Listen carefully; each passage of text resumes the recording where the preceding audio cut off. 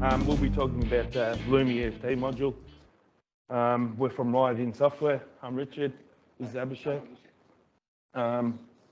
We've been doing a lot of test systems lately. Picked up this out-of-the-box software package, and we're going to go through it for you. So, our giant's a female. This is Grzebieta, my mother. Studied civil engineering in Krakow, Poland. After coming from Poland from studies, she gave birth to triplets and then started a career in civil engineering. So it was quite a journey for her. She specialises in concrete design, some steel design, and post-tension bridges. She's worked on various projects throughout her career. My favourite project was the Balti Bridge acoustic tunnel that you can see up there. It's most famous for her, but you know, everyone likes different things. So let's start the presentation. Oops, what the... No. So Bloomy EFT Module is out-of-the-box package that you can purchase. It has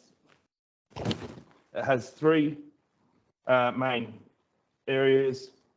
One, the manufacturing operator interface. This is great for saving cash on your projects. So say you got a customer and you want to save them some money, you can have an out-of-the-box user interface. The HAF access framework, we're going to call this the HAF from this point on, and a SQL database reporting system. Unfortunately, we will not be talking about this because we use System Link for all our reporting needs. Hardware access framework. So hardware access framework has implementation component. Hardware access framework is an intuitive interface for developing TestStand sequences using configuration dialog rather than direct code calls. This reduces the need for intimate hardware and driver software and connection knowledge. In addition, it allows these test steps to be developed from a point of view of the unit under test using signal types, like analog inputs, waveform inputs and outputs, digital inputs and outputs, power supplies, and communication messages, rather than specific instruments like DMMs, DACs, and power supplies.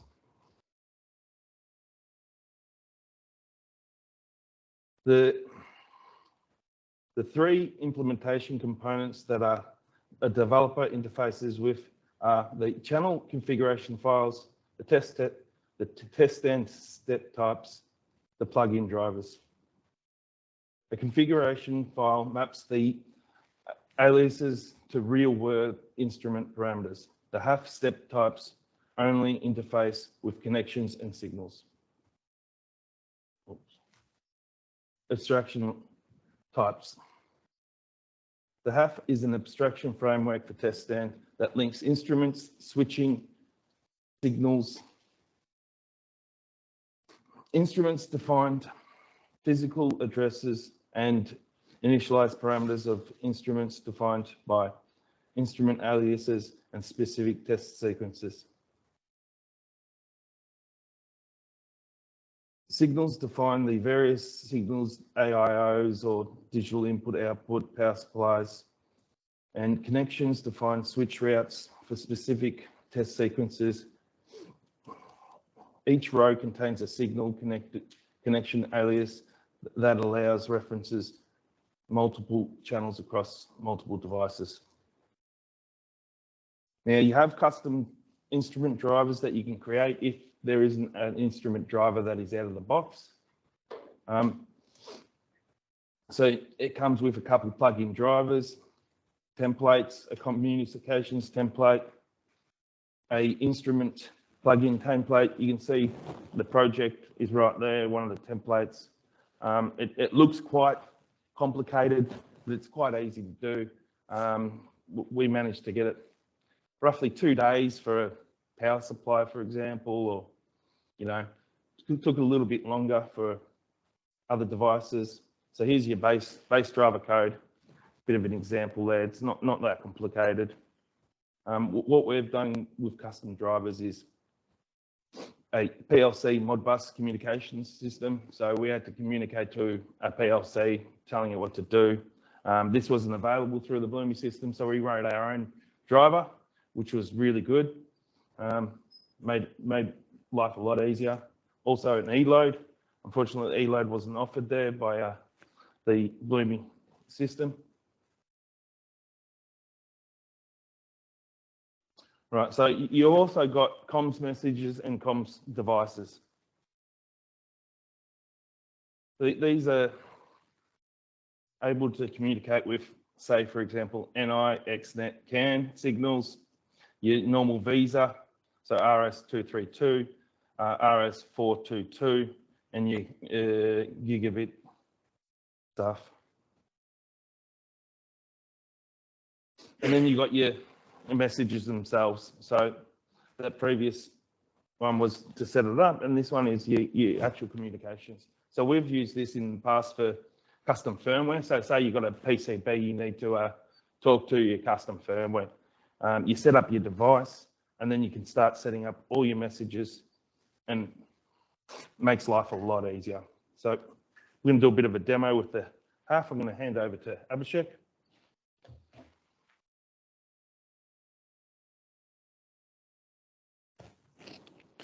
Hello. Yep. So let's open up the half manager. So this is your first layer of it. Oh, sorry. There. So this is the half manager. This is where you would be editing all your configurations or adding all your instruments, adding your signals, adding your connections. So currently we are in the configuration mode. There are two modes, the configuration mode and execution mode. In the configuration mode, you would basically configure all your instruments, signals, and your comms devices as well. And in the execution layer, you can test out all of your instruments and test out all of your signals. So let's have a look at the configuration module first. So this is the instruments tab. This is where we have defined all of our instruments. So currently we are using a simulated PXI system in the background running in NIMAX, but we do also have a comms device with us today. So these are all the instruments that are defined inside NIMAX. So the top one is a switch card that we are using. So under the aliases, you would name your device. This is separate from the device that is named in NIMAX. This is only used in the half configuration. Then we move on to our basic info. Here you would do your implementation of drivers, which drivers you want to use. You do get a lot of drivers out of the box for Bloomy, but if you don't have a driver, you can still create a custom driver, and then you would click this download button and upload it to the half manager, and this is where you can use it. As you can see here, that's a custom driver up there, electronic load. This wasn't available through Bloomy because the device was a really new device. So we are going to be using the NIS switch for that, and these are the instrument setup is according to your instruments. So some configuration may be available for some instruments and may not be available for other instruments. So in this case here, this is the name that is copied over from NIMAX. So as you can see here, you can also, if you have added a new device in NIMAX and you want to check it, just click on refresh. It should show up in here, and then you can use that device as well. We are going to be using the switch card here. Similarly, we have a DAC card here as well. Very similar implementation. The aliases, you can name it anything. So we have named it DAC.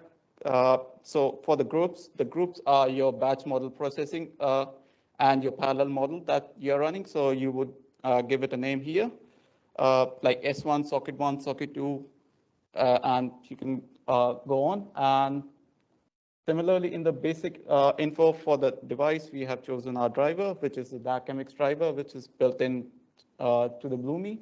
And then we would choose a device. There's no further configuration required for the DAC-MX device. So the next device that we have got is a DMM. Very similar implementation. Give it a name, choose a driver that you want to use, choose the instrument from the drop-down menu. We also have a digital input and output card as well implemented, very similar to the DMM. Give it a name, use a driver, and choose the instrument from the drop-down menu. Here you have the power supply. So we have got 4 power supplies in this example. So we have given it a name, as you can see, the group name. Now we have filled it, S1. This will go from S1 through to S3, as you can see down here. So very similar, give it a name, choose a driver, and then choose your device. But in this implementation, there's some extra configuration available. So in case you want to coerce your user to stay between some values, you choose those values here, and the Bloomy will ask the user to stay within these values. So we have got 4 implementation. Nothing has changed other than the address, the NI-MAX address, and the group name, which is going from S1 through to S3 for our batch model example. Then we move on to our connections. This is where you would, if you have test points and you want to connect particular test points to your instruments, this is where it is all defined. So on the top, we are connecting the power supply using the digital input and output card. So as you can see up here, it's very similar to how you define your instrument. Give it a name, give it a group ID. For this, you do need to define the group names for each of your implementation of your batch models. So as you can see here, we have defined 4 values. So S1 going through to S3 for all of our signals. Then you can also add comments on what that particular connection is doing. And then we move on to our physical connections. This is where you would choose the connections that are given for that particular instrument. So you would click the plus button to add the instrument. You go down, select your instrument. In this case, it's a DIO card. And then we would choose one of those ports or the lines that we want to use in this case. And yeah, so that's your connection configuration. As you can see, we have similar connections, but for 4 of them. So now let's see an example of a DMM. So the DMM is getting switched between 2 test points, which is the switching is done by the NI switch that we are using. So you can add your connections here. Very similar to the previous step. Choose an instrument. In this case, we would choose the DMM, the switch. And then you can define the 2 connections that you want to switch between. So let's choose C1, and I want to switch it to C4. And you also get a list of all the connections that are available, and you can go through each of them. So that's done. So very similarly, we have 4 examples of these going from S1 through to S4. And then we have got analog output that we're going to be using, similar to almost all of our other connections. Give it a name, give it a group, and then you can go under connections and assign the connections to it. Signals. Now, I would say that the thing you would want to do is go from instruments to signals and then to connections. I would not recommend that, because if you do go and assign a signal to it, you will not have a connection to be assigned, as you can see here. So I would recommend you do your instruments first and then move on to connections and then do your signals. It's better for workflow, and it takes less time. So if you go under signals now, so this is so we are testing the input resistance. So give it a name, give it a group ID, and now we will choose what sort of signal we want to use. In this case, we are using the analog input, but you do get a lot of other options that if you want to use something else, like if you're using a DC power supply, you can use a DC load input, or you can use a DC load input as well. So in this case, we're using an analog input. There we go. Choose your connection. So the connections, once you do choose a signal, go under connections, choose a connection. The switching is done automatically, so you do not need to go in NIMAX or in LabVIEW or anything to do your switching. Bloomy takes, the Half Manager takes care of that. So you can have multiple signals as well. You can assign multiple connections to a particular signal. In this case, we are only using, we are just switching the power to the DMM just to do a resistance check. Under the instrument specific, this is where you would define what sort of measurements you're doing. We are doing a 2-wire resistance, but there's a whole lot of other implementations you can use. And then you would define the resolution and the range of your measurement that you want to take. So as explained before, you have to have 4 signals as well for each batch example that you want to run. So we have got them from S1 through to S4. Similarly, we are assigning for a DC power supply. So similar name, give it a name, give it a group ID. Then you would choose the signal type. In this case, it is a DC power supply output, and you would choose an instrument. Because we are using 4 power supplies, it is so if you're using S1 as your group name, so you would choose the S1.UUT power supply. So we do get 4 options here. As you can see, we would choose the S1. And then we move on to assign the connection to it. And in the instrument specific configuration, if you do have a multi-channel power supply that supports multiple channels, you can choose that here. We are only using a single channel power supply. So that's grayed out. And then you can choose the channel that you want to use on that particular power supply. This is the readback function. This will allow us to take a measurement or show us the measurement that the power supply is doing. Very similar, assign it a name, give it some basic information like the signal type you want to use. In this case, we're using the readback. Give it an instrument alias, and similarly, just use which channel you want to take the measurement from. Now we're going to move on to the comms device. This is all of your RS-232, RS-485 devices or XNET devices that you can assign here. You can also assign if you're using a particular device and you do know that what the firmware output is. You can assign that device here and go under comms messages and check that device here. In this case, we are using a barcode scanner. As you can see here, we've got a barcode scanner. So simply, give it a name, assign it a group ID. We are using the Visa comms driver that are built into the Bloomy interface. Then we will choose what type of a device it is, what sort of Visa communication port it uses. We are using RS-232, but you do get option to use RS-485 or GPIB. Here you would choose the comms device that you want to use, select the comms device, and then just some basic information about your device. So this, all this information you can gather from the instrument documentation. In this case, we are using assign it a baud rate, give it a timeout, data bits, parity, flow control, all your standard RS-232 inputs that you do need. Then we do go on to termination characters. So if your documentation says that that particular device does use a termination character at the end of a string that it's outputting, you would need to define that here. All this information is available on the device data sheet. So grab that information, plug that in here. If it's a write string for your device as well, put that in here as well.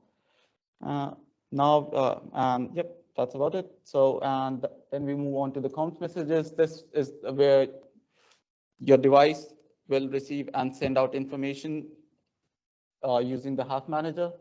So very similar, give it a name, group ID, choose the device that the comms device that you want to use. Go under the right definition.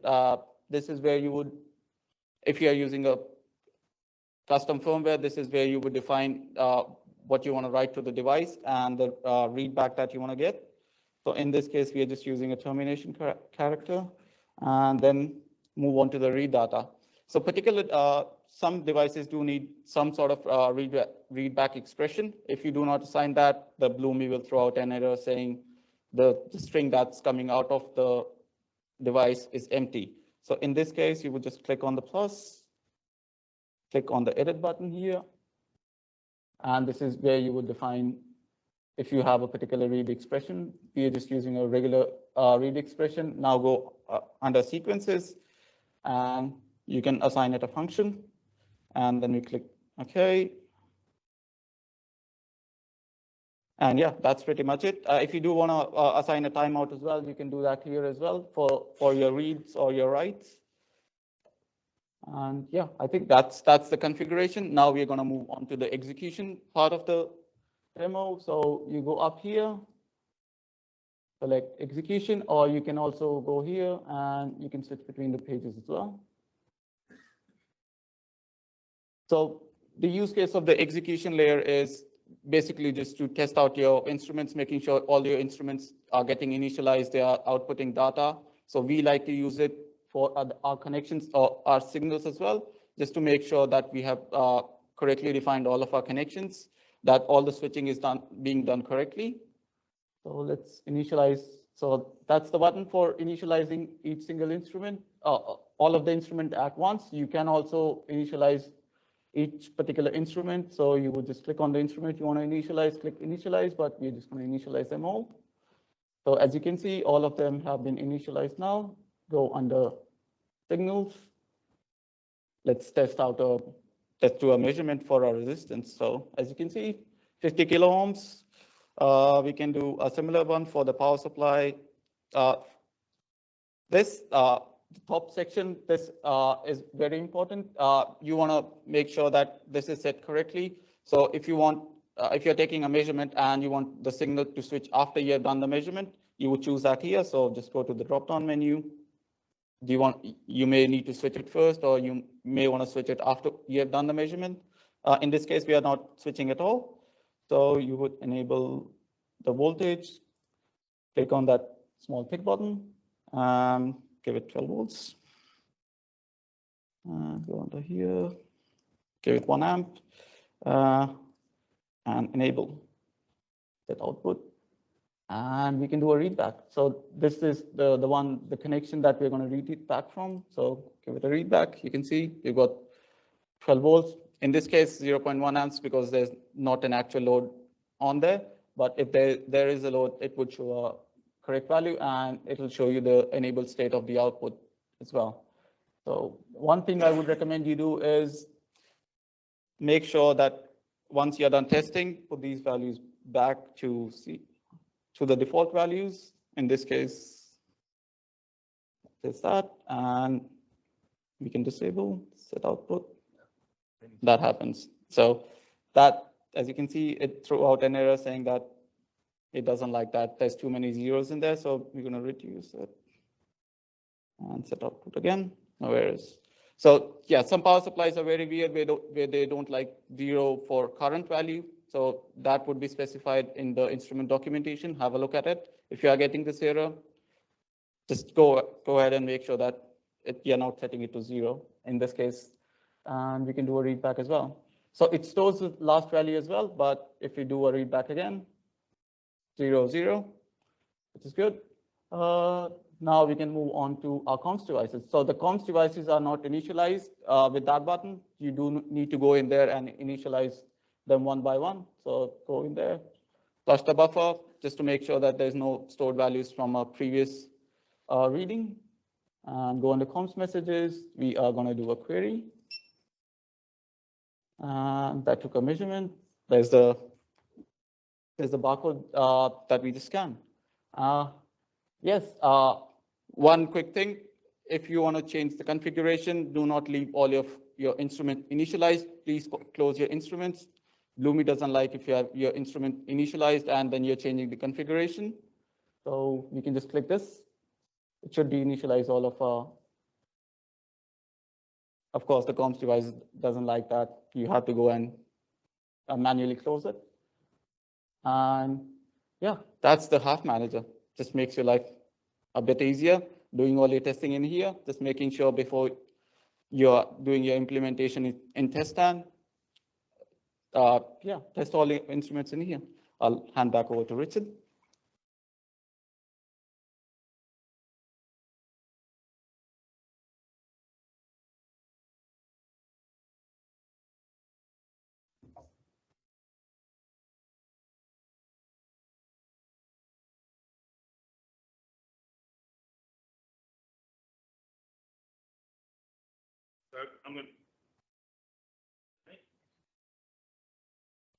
So I'm going to step you through a bit of the TestStand side of things. Let's have a look at TestStand. Come on. Okay, so in TestStand, you get all these out of the box step types, as you can see here on the left-hand side. So, you know, the first thing you want to be doing, say in your pre-batch, that is initializing your half. So that's important because that will initialize all your instruments. It will not initialize your communications devices. So if you do have communications devices, you're going to have to initialize the communications file first and then initialize each device as needed. From there, we can start looking at some signals. You can see here there's a power. Let's turn off the power supply, for example. If you click on this, you get a nice editable sub-step panel once you click on this guy.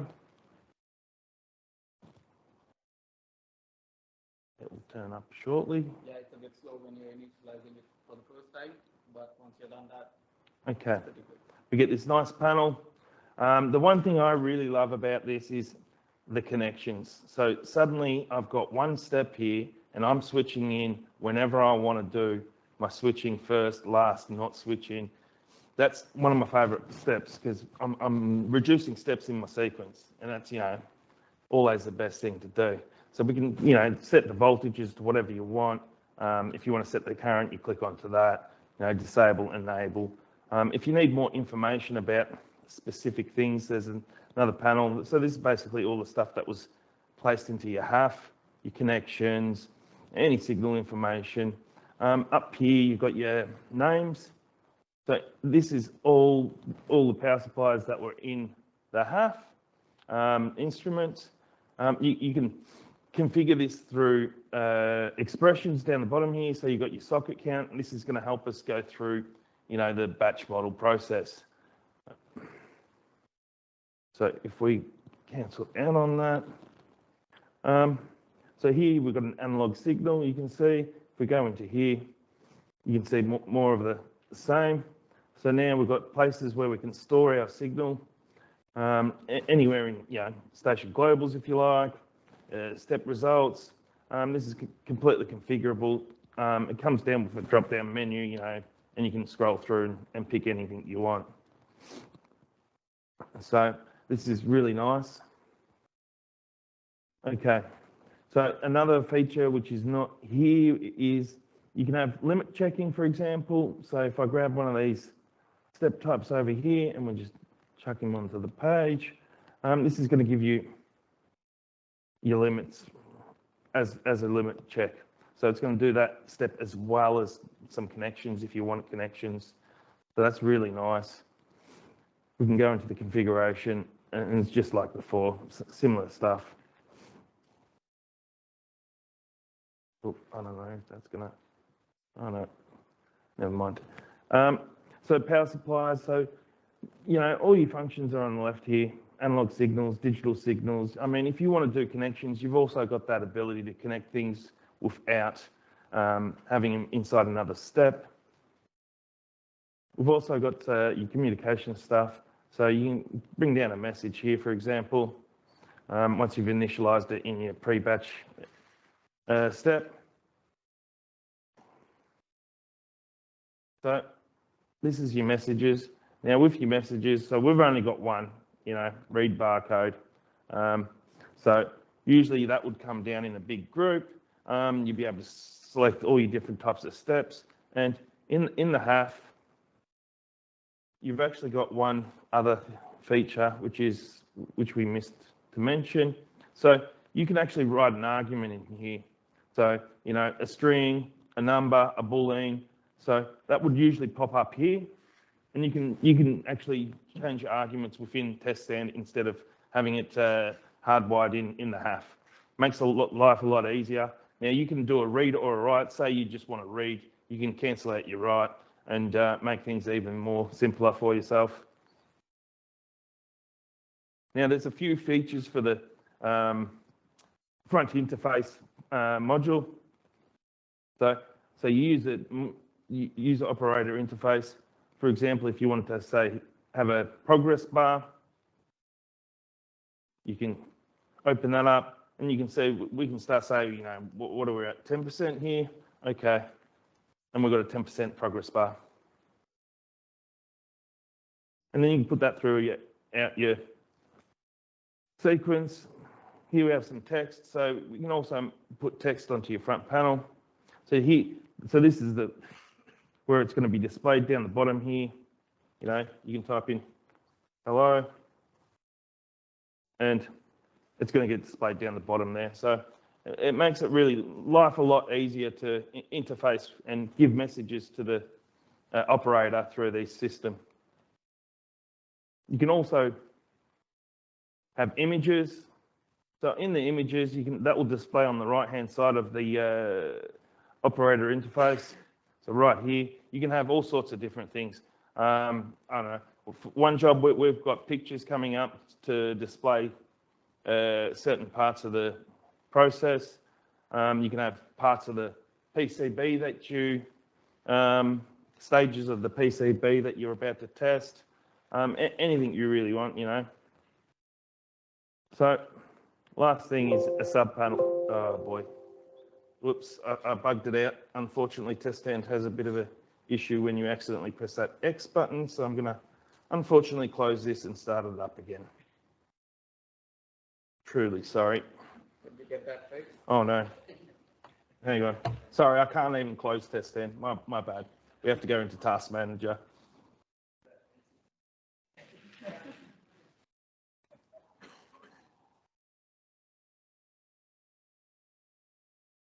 So we'll just open up TestStand. Just give me a moment. I didn't expect that to happen.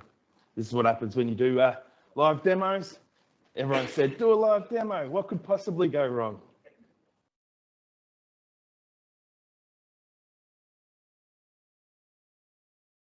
I'm not putting it over there while I open it.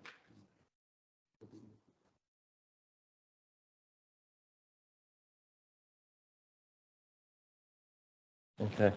All right, we're back up and running. So the last thing is you can embed LabVIEW functions inside the test panel. So if we open up this, you'll be able to see. All right, so here we go. We've got a VI here. You've got to do a few things. There's a few rules you need to follow, You've got to have the LabVIEW function directly after this call. It must have, so as you can see, next step must be LabVIEW VI. The front panel must be show VI front panel selected, and you need to set your runtime engine. And that's pretty much it. And then you can embed anything you want. We're using it as a diagnostics panel in one project where I've got all my connection to devices. We're also displaying some values like temperatures, pressures, certain things for the user to see. So specifically, there's a few tests. If they fail, we want them to really know and make sure that the sequence doesn't continue. That's about it for that. So that's pretty much it on this whole process. I'm just going to get rid of this guy. Remove this breakpoint for some reason. And then, yeah, it just runs the same. So you can see here, if we open up some of the sequences, this is what I showed before. We've got the turn off power supply, input power, resistance. Here's some more. Turn on the power supply, read back the power supply values.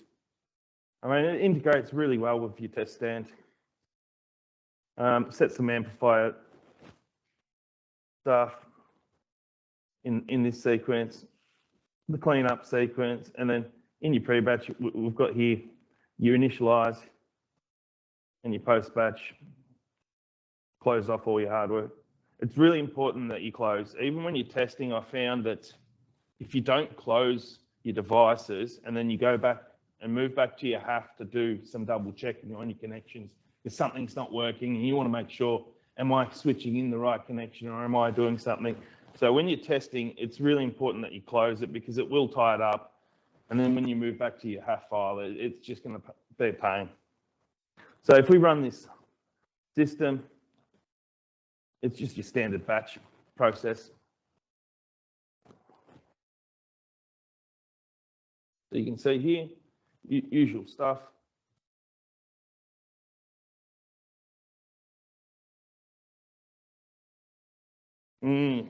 Someone should have set that up. That would have been a nice demo, wouldn't it?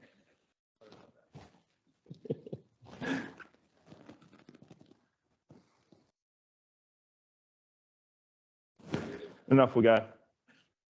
Initialize as a HAF.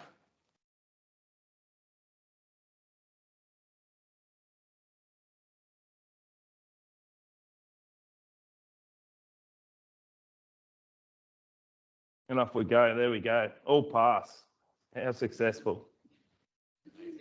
When are you going to stop that? What are we testing? Yeah, I don't know. Something really cool that we can't divulge. It's got a lot of IP on it. Quite secretive. So also, that's about wraps it up for the test stand side of things. We're going to move on to the user interface. Oh, no, one more. Close that. One more. What are you doing? Okay, so we've got one more example of a bit of a real life example of the HAF. This is one of our projects. This is a bit of a monster of a project. You can see here we've got a heap of signals, about 150 signals, and it's so 200 signals going on multiple devices, parallel model on this. We've got multiple instruments, multiple signals. It just goes on and on. I mean, this has been really handy because you're sitting there on a test system and you're like, why doesn't it work? Well, you can get rid of TestStand, you can get rid of everything, and you can look directly straight to that connection. You can look at that signal. Well, why isn't it working? Is it something in my cable? Is it something in my interface PCB? Is it something I've done wrong? And you can fault find things so easily. It makes my life a real pleasure to do these systems. You can see here we've got the barcode scanner that we demonstrated, and then a custom firmware that we're using. So this is all the custom firmware messages. What's the last power query message? Let's set the battery charger state on. And this allows us to interact really easily with the custom firmware that the customer's made to test all the functionality of the PCB. I mean, I couldn't imagine sitting there writing all this. All I do is type it in, half a day's worth of work to set up the whole system. It's really, really handy.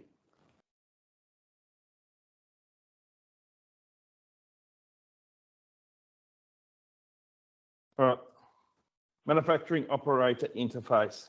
So there's a few features here. You can unit under test panel. The user can select one of the available parts. So it has a drop-down box right here. Select the part number, and it will pop up. You can also set up the barcode scanner to do the same thing if you like, if that's the way your system works. So that will scan the barcode in, sorry, scan the PCB number in, not the barcode, and set up the PCB for that test. So here we have you map your sequence number here, sequence file, sorry. You can pick any sequence you need for that specific test. So if you've got multiple sequences, you have to go in, pick up which one you want. If it's just one under that one part number, it automatically fills this in, making life a little bit easier. Now you've got this electronic test fixture ID detection down the bottom here. Will also select your test fixture, but say you've got some sort of resistor or analog output from the test fixture coming into the device. It will set it up, and you can make sure that you're not using the wrong test fixture. You also get a debug mode. This is really handy when you're on a client's computer, you've deployed the system, and geez, it doesn't work. You know, that never happens, obviously. You know, everything works first go. So you can see, you know, you can have the debug mode running, step through it, step over it, put breakpoints in. Makes life a little bit easier to detect your problems. So this is where you can put your pictures and your progress bar and your comments. Like I showed before, where we set it up in TestStand. It can display a PCB that you're testing, a section of a PCB, whatever you really, you know, want to put in there. Messages. Now, it also comes with the standard TestStand user management user system. So this is not some special made up system. It is based on the TestStand system. There's no real change from this to TestStand. It just gives you this nice GUI where you can start chucking in all your users. So for the customer, it's really easy. Once again, we're not making custom code to do this, so we're saving costs for the customer, making the job much more appealing to hire us. Okay, now we're going to go into a live demo that Abhishek's going to run.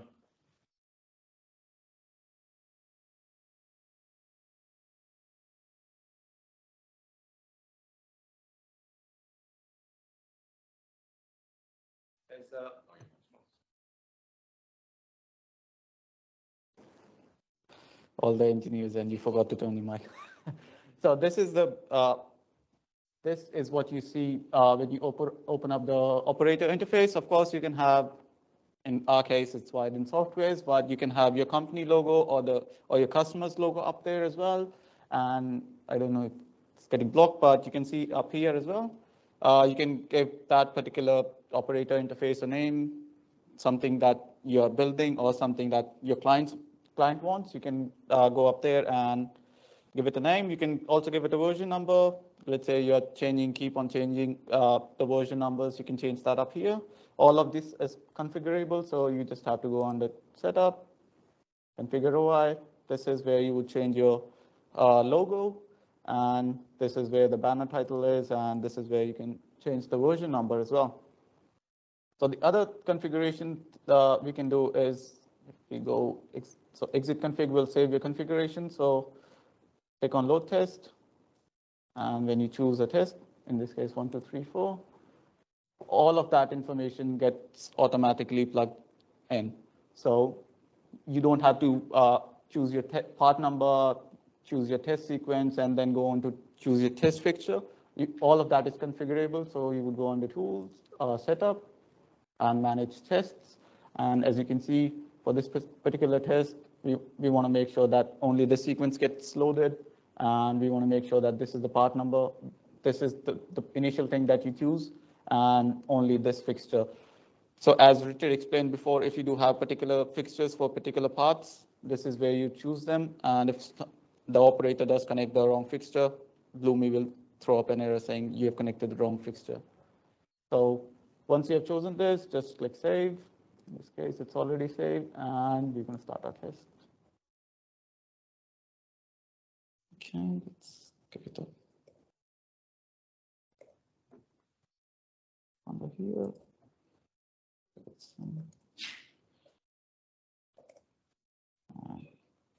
go. Running, as you can see on the left-hand side, it's showing all your sockets that are running. We are currently running the 4 sockets, and you can also see if one of your test fixtures is falling behind. You can see here that it's going to be waiting for all of those tests to be finished. And as you can see, another pass. That's a good day's of work.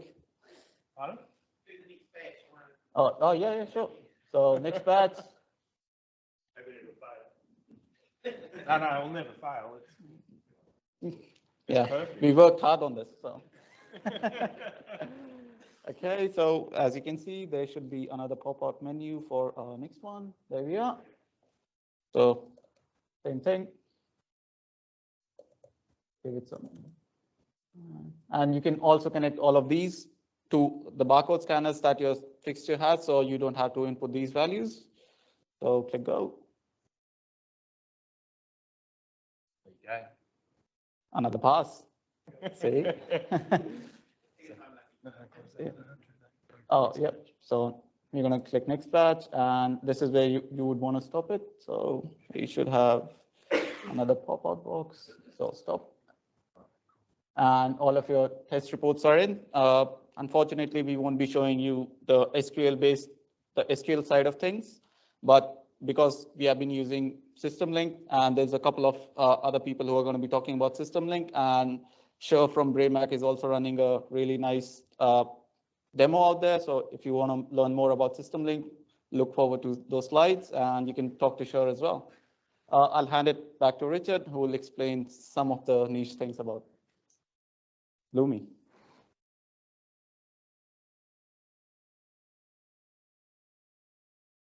So, yep. All right. The main thing up. No.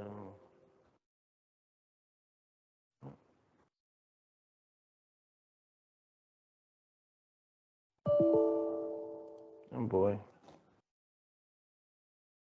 No, there it goes. Sorry.